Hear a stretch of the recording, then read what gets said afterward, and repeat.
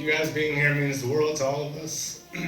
And thank you.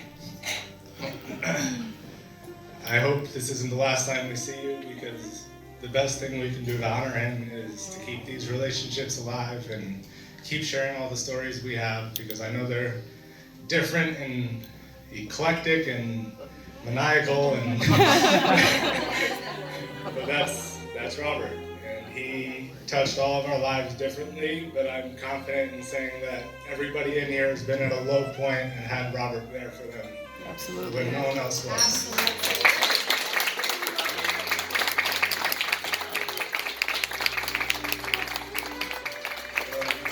Thank you guys. I'm Max. I'll try to be more put together when you talk to me, and let's party, because that's what he would want. So I'm Robbie Jr. You know, Robert had a way of, I always refer to him as Robert. I'm sure he's touched everybody's life here in one way or another, and I've heard many stories this evening. But having him as a father was a treat. You know, he would always take a situation that seemed so complicated or so severe, and had a way of making it seem very calm and taking it apart and approaching it in a different way that just kind of opened up your eyes. And you know, in life we have people that come into a party and they walk into a room and you recognize their presence, and that was true with Robert. But when he was gone, you felt the vacuum. You sensed that he was, you knew he left.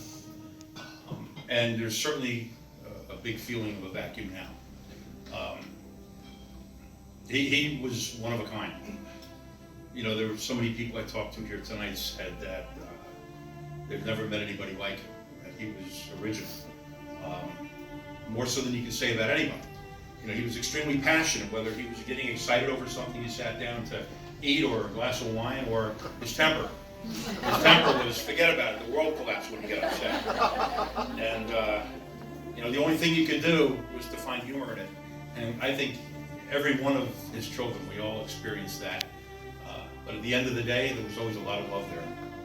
And he was a great individual that will be missed as a person and be missed as a father. So I want to thank you all for being here. Hello everybody, thank you. I'm Chris, son number 2. I'm not pretty good at shooting from the hip, so I wrote some things and I'm just going to read it with glasses. I was 12 years old when I met Robert. It was 1972. My mother had just moved us back to New York from PA. I was immediately drawn to him. He had this amazing energy and aura. To say the least, I was very curious to get to know this man who I had no memory of from early childhood. He was both intriguing and intimidating. Robert immediately broadened the scope of my world by exposing us to his New York City lifestyle and all it had to offer.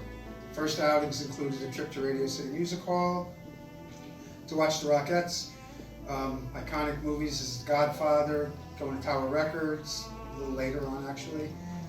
Robert led a very unconventional life, and that included his parenting skills, to say the least.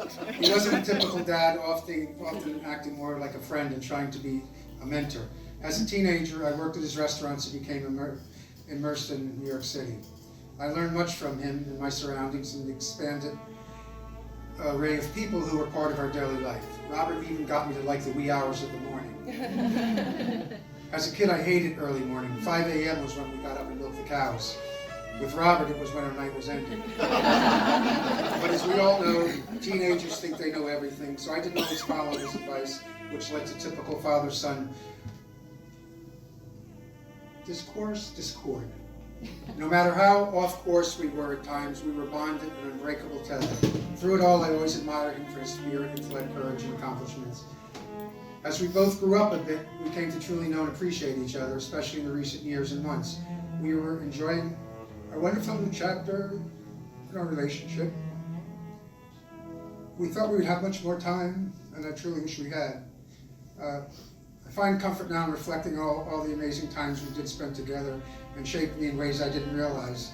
The events we shared and hearing stories from so many who knew him. Thank you.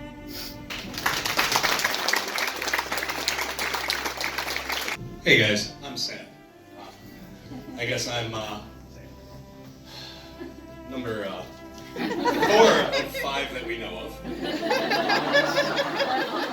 That'll be, I think I'm from wife number 3, is that correct? Yeah, my mom's confirming. That's wife number 3. I think the number one word that I heard described about Robert when reaching out to people who came here was legend. He was one. I heard that from maybe half dozen people as they responded, and I think that's probably the most apt word I can think of. Hang out, drink, share his stories. I got a couple things to read from people who couldn't be here today. Hey, Anders. Give me a. This is Anders. Yes, everyone, this is Anders. You're going through Anders, sorry.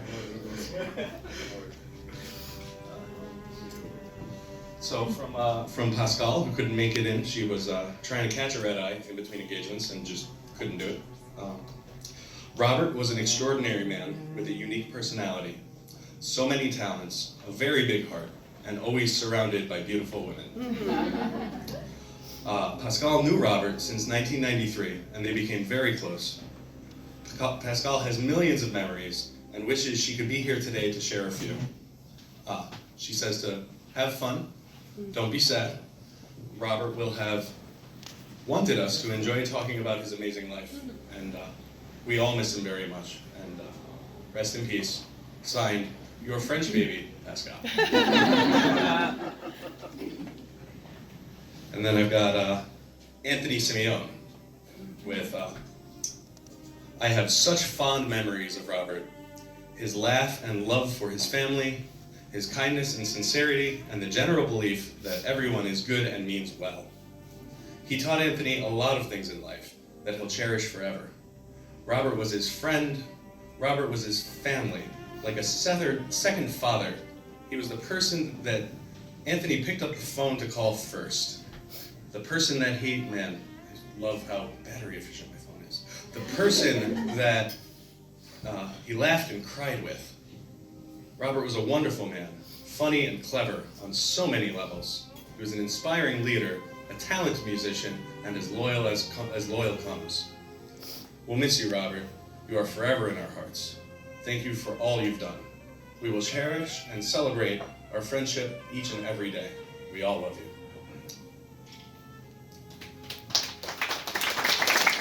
This is from Robert's sister, Linda.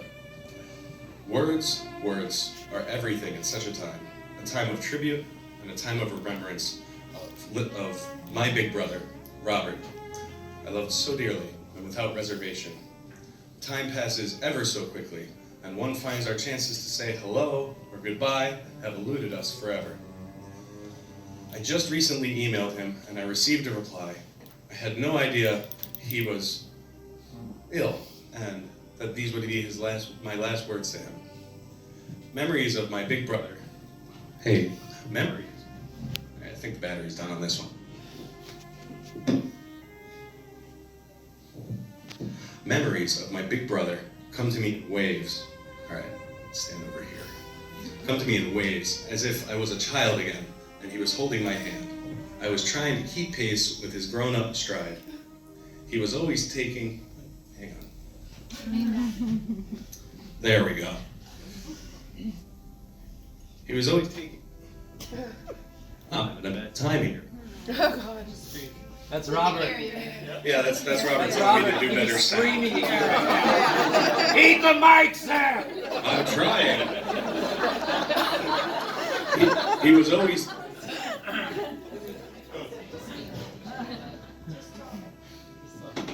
He was always talking to me, taking me to some restaurant in New Rochelle, asking about management or menus. I asked about the white and red Jell-O on offer in one place, and that's where I learned it was made with white or red wine. No Jell-O for me then. He bought a '49 Mercury, his first car, when I was about 4 or 5. He was so proud. There was always food or music and cars, and all that with a fine and lovely and gracious way to be in life, to be enjoyed by all. He once carried me home on his back through a horrendous blizzard when we had to abandon his car. I was 12 then. Music, music, music. He bought a baby grand piano for the family apartment. Myself, Sister Patty, and Janice were frequently implored to sit on the sofa while Robert played the piano. Yes, another Name That Tune episode, of which there are many. I'm sure many of us know. Oh, yeah. Can't name that tune? You were relegated to a corner until you could. Years later, in a car, we once played Name That Tune again, and he couldn't believe I could name every song. He even asked me how I could possibly know. I never told him. He had taught me all those songs. His sense of humor, ironic, sarcastic, vaguely sardonic, and always hilarious. A trait that has woven itself like tapestry through the Ogden family for generations. Humor without words. A simple upward roll of the eyes, or even subtlety of a lifted brow. Or flat, no expression at all from our Robert was humor at its best. He loved very, very much and deeply, unbeknownst to anyone or all of his family. I feel I knew him best, although we didn't speak for a time. He was never a puzzlement to me at all. No one ever questioned me about my relationship with my brother, ever. Not my sister or any of his children. Even those I have yet to meet. What I knew about him was when he was young, his worries, dreams, heartaches, and the things that made him happy had never changed throughout all the years. He was always consistently Robert. If I had to name his favorite song, it would be If I Loved You from Carousel. As a great lover of music, let it be so, Robert, as we say our farewells and revel in a life that touched so many. I will love you always, Robert, your little sister, Linda. I think those three pretty much covered everything I wanted to say. I think Robbie at one point mentioned that we're all feeling a void. I feel it less here now. And I'm so glad you could all make it. Just want to take a second and say thank you to Michael and we and everyone for making this possible, and to everyone for coming. And Kathleen was not able to make it. She was not able She was our to make it. sister, and she has asked us to thank everyone for being here. Thank you. Cheers to Robert.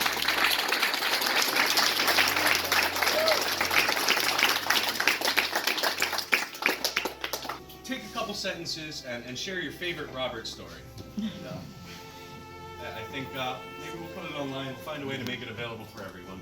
And through those stories, we can all continue to get to know him, which is, I think, what we all want, what we all miss.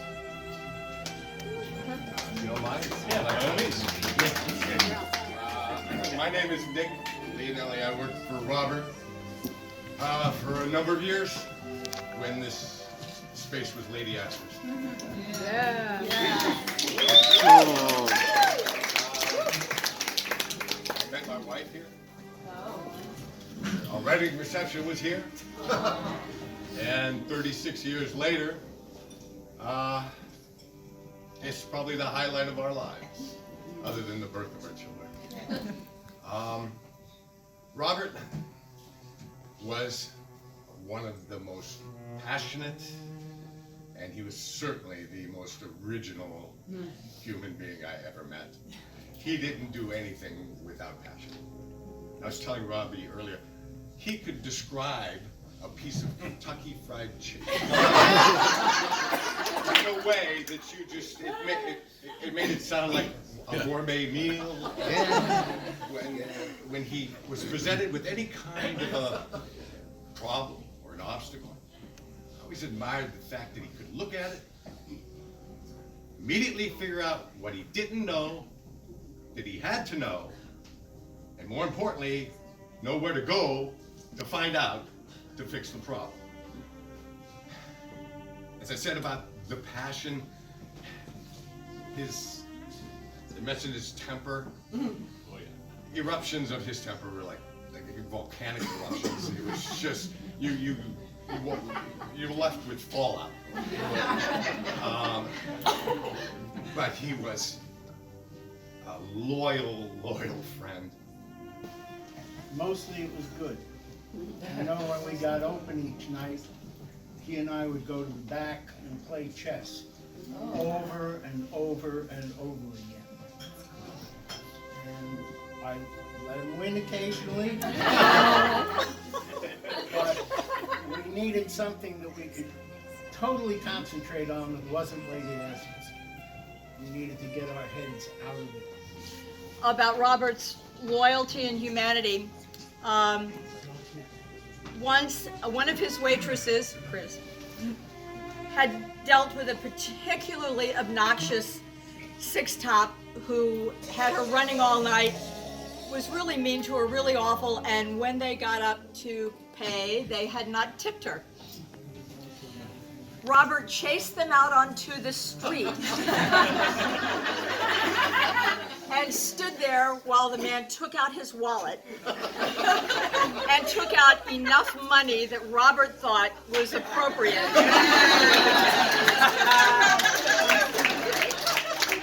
That is one. The other one, as I was telling my friends before, my friend Barry, one of Robert's very dear friends, said if you looked up Robert's picture in the dictionary, it would be next to the word charm. Yeah. And Robert could get people to do things for him, and it was amazing.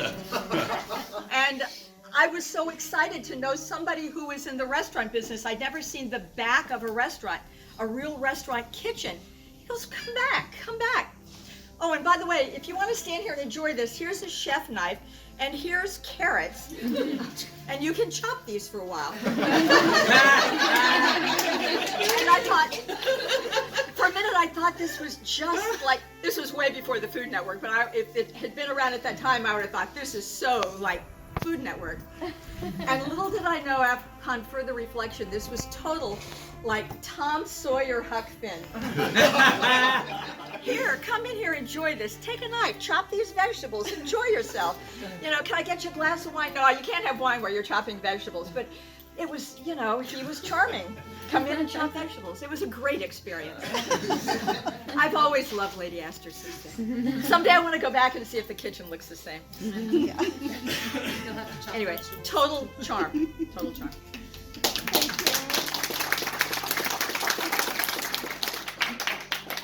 The reason it's called Nashville North was because Nashville. And I'm from Nashville. You guys didn't know anything. I grew up on rock and roll. Robert grew up on different music. We didn't know shit about country music. And it was, hey, Shara, you're from Nashville. You're now the assistant producer. And we are very fortunate. We did get to see him 3-4 years ago. Our kids finally got to meet him. And I'm not one of those guys to tear up, so I'm getting the hell off of here. And Robert was, for me, he was like my Telly Savalas angel. And I remember I was doing a show over at the Highline, and Robert came to see me. He said, I'm going to come see you. And I will judge you. And I was like, so he came and he brought an entourage of beautiful women. And after the show, he called me and he said, I want to work with you. I'll tell you why. And I was like, why? And he said, you are physically fit and I know you work hard. I saw you moving on that stage. And so I was like, oh my God. Wow. And he gave me a series of showcases. Mixed by Sam in Dominion, in the basement. Today, we're married and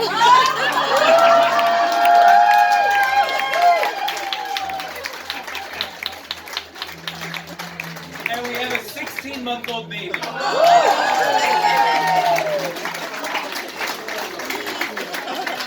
I know Robert heard that, so I'll raise our glasses to him. I love you, Robert. I'll only have to say a few things about Robert, whom I love dearly. I met him the first time introduced by Kimberly Sexton. Are you here, Kimberly? Yeah. There you are. Yeah. And we were looking for rehearsal space for our band. And so we wanted to come over to Dominion, which we did. And we had a great time, and Robert was all over the place. You know, just the choice of a microphone took half an hour, an hour. Everybody in the band. And then we went over to the lighting. And I said, it's only a rehearsal, Robert. I mean, forget the lighting. No, it has to be in a certain way. So, and he was also giving me some advice on the musicians. I think he really cared about the artist and made sure that you were in good company. So, after the rehearsal, we had a big feast. He had this incredible table. I saw a Chateau Merceau, definitely, and that's not a cheap wine. And he had this thing, and we were like dining like Vikings on a summer solstice. and we really felt like kings, and that's what Robert did to me. He was a wonderful guy. Another story, quick one. I texted Jacob, who was an intern from Sweden.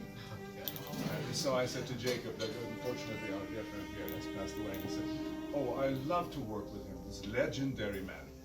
You know, we were standing outside here on the street, smoking and talking about recording philosophies.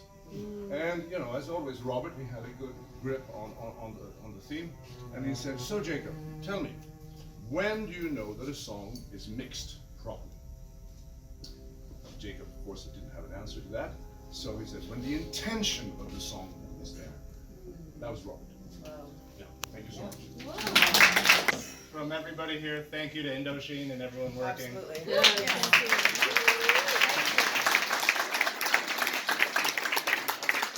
You guys went out of your way, and he loved it here, so cheers. I guess we're gonna get back to celebrating his life. Well, I think that's what we've been doing anyways. I just want to say, he got diagnosed.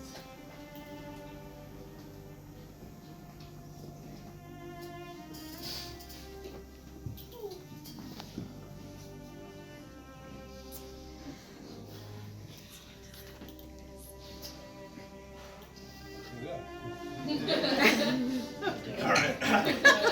Liquid strength. Here we go. He got diagnosed not too long before he passed. And I laughed because we went over to the loft to see him.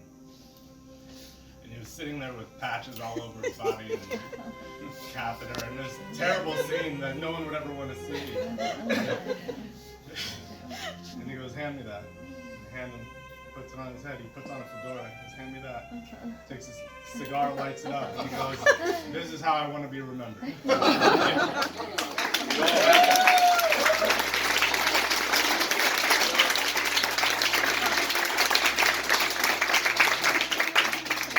We remember him, don't remember the sad things, remember the strength, the passion, the insanity, the everything good. And the stories you guys have been telling me have been amazing. So, please continue to tell. And don't ever hesitate to reach out to us. Please feel free to get our numbers. We never don't want to hear about it. So, again, thank you so much.